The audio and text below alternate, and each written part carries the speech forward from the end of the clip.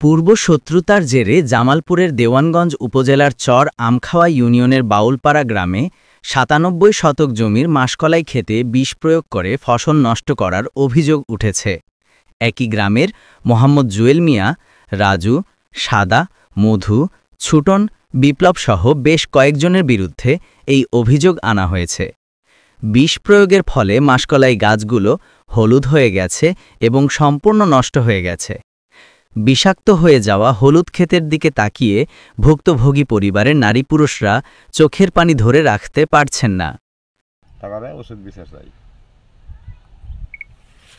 শতাংশ এই জমিটা আমার ভাস্টার, সেই জমিটার মধ্যে ধান গাড়া পায় নাই, কালাই বম ছিল।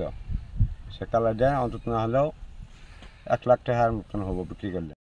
যে কোনো কারণবশে হোক বিষ দিছে, কারেন্ট বিষ মনে হয় দিছে। কালাইটা সকালে এসে দিয়ে মারা গেছে। আমার ছাগল আবার সকালে এসে এদিকে একজন আবার কইতেছে কালে খেতে বিষ দিচ্ছে, কালে খাতে দেন, ছাগল যায় না। তা আমি এসে দিয়ে কালে আসলে মরা। এখন এই যে ক্ষতিগুলো করছে এটা তো দেশের জন্য ক্ষতি, যার জন্য সরকারের কাছে এটা বিচার চাই।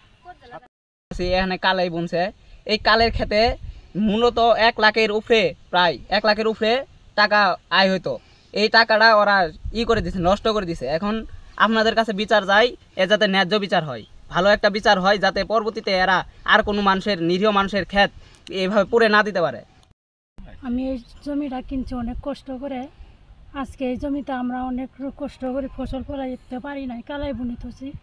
এই কালাই বিরোধী দলেরা নষ্ট করছে আমার সংসার। যে কোনো কারণবশে হোক বিষ দিছে, কারেন্ট বিষ মনে হয় দিছে। কালাইটা সকালে এসে দিয়ে মারা গেছে। আমার ছাগল আবার সকালে এসে এদিকে একজন আবার কইতেছে কালে খেতে বিষ দিচ্ছে, কালে খাতে দেন, ছাগল যায় না। তা আমি এসে দিয়ে কালে আসলে মরা।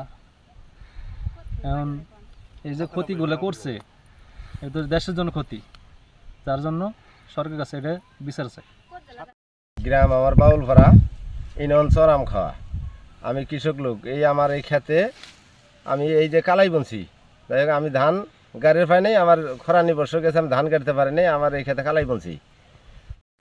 মাঠ জুড়ে এখন কেবলই হাহাকার।